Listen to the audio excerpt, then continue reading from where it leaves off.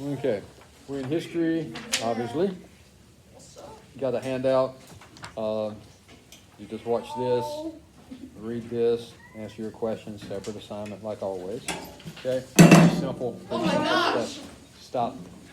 Okay, when I'm addressing this, you are going to be quiet. Okay, Allied powers. Okay, all right.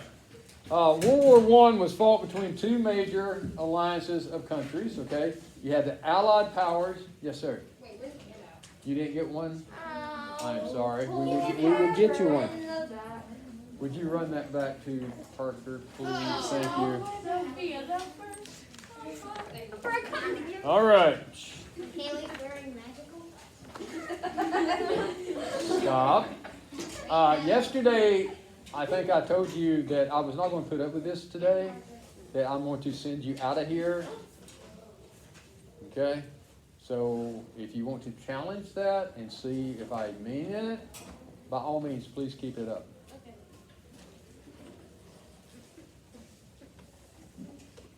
Is that okay? You understand what I'm saying, or okay, you're going to challenge me?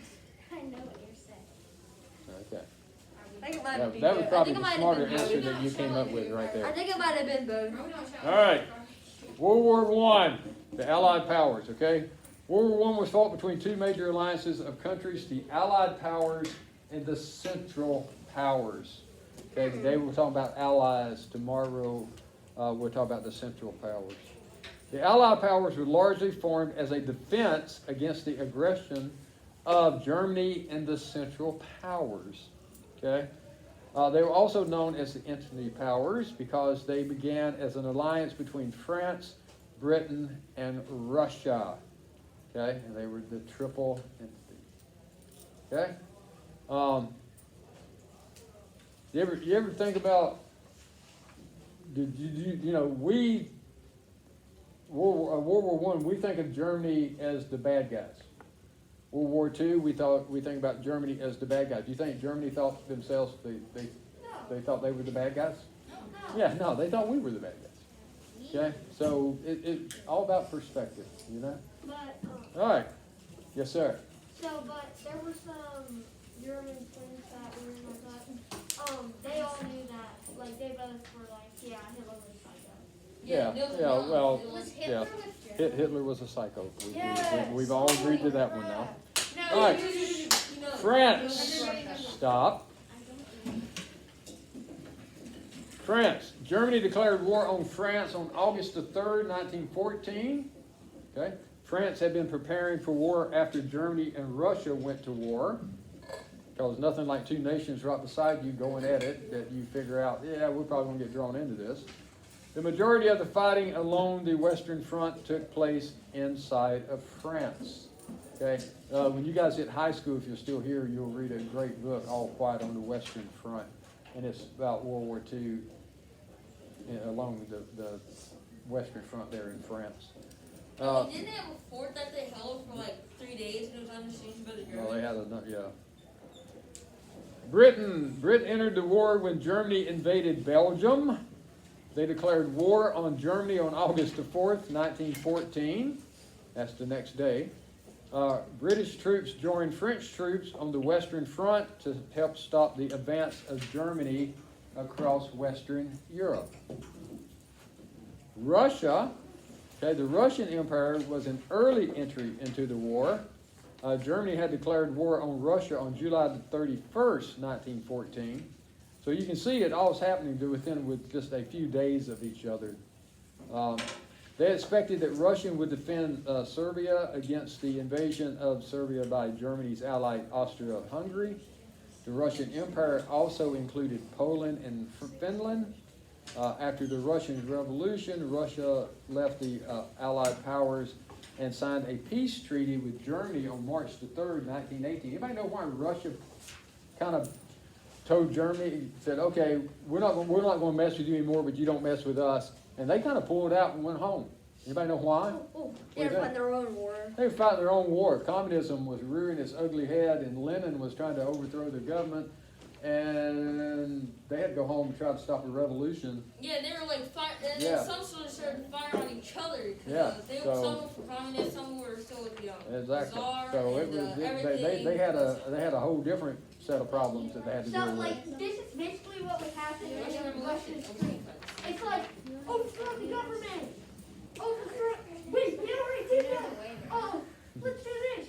Make me the president. All right. Do this. Do that. So No. other allied countries included Japan, Italy, Belgium, Brazil, Greece, Montenegro, Romania, and Serbia. Okay. Meanwhile, in Russia. All right, the leaders. The leaders. You're s- Okay. You've got the Prime Minister of France. Anybody know who that was? Nope. Baguette. I forgot. Clemencio. Oh, you could just look on the bottom of the page here. You Joe can Biden? see. No, he's not a. Well, probably one of them. Y'all do realize it's at the bottom of the page, right? Yeah, I know. Yeah. Wait, it did? All right, that's when you know they're following along really It well. was No, a I- what? Okay? Nicholas So, II was the king of Russia, the Tsar of he was the Russia. Prime Minister of France from 1917 to 1920. Okay. His leadership helped hold France together during the most difficult time of the war. His nickname was the Tiger. Oh. Yay. The Tiger Tank. Okay? He represented the French at the peace talks and advocated for harsh punishment for Germany. Okay? I mean, You also dude, got to we're understand, fighting on France, honestly- France had been messed up. We got how many troops we did Okay. mobilize? We didn't lose a lot. We'll get there later. Okay, right now we're talking about something else. All right, Britain. You got David Lloyd George. He was the Prime Minister of Britain during much of the war. He was an advocate of Britain entering the war and kept the country together during the war. So he was all for going to war, and then he helped keep it together. Good for Okay. him. And you also had in Britain King George V. The king of Great Britain is usually basically the king or the queen is really not in charge as far as running. They have an elected officials and things that actually runs everything. The king of Britain during the war, George V, was a figurehead with little power, but often visited the front to try to inspire the British troops. In Russia, you had the Tsar Nicholas II. He was the leader of Russia at the start of World War I. He entered the war in defense of Serbia. However, the war effort was a disaster in the eyes of the Russian people. That helped to lead to the Russian Revolution in 1917, and Nicholas II was removed from power, and he and his entire family I mean, this is was basement. killed, was assassinated In in their own basement. 1918. Okay. In the United States, the president was Woodrow Wilson. He was reelected on the platform that he would keep America out of the war. And he did, for the most part. Wasn't there, like, it was either Roosevelt or, like, a different president for the 1940 election, and then they said, I will not send any man into war. And then the other guy said, I will not send anybody else into war. Unless I have to. Then he won't. Well, yeah, it's politics.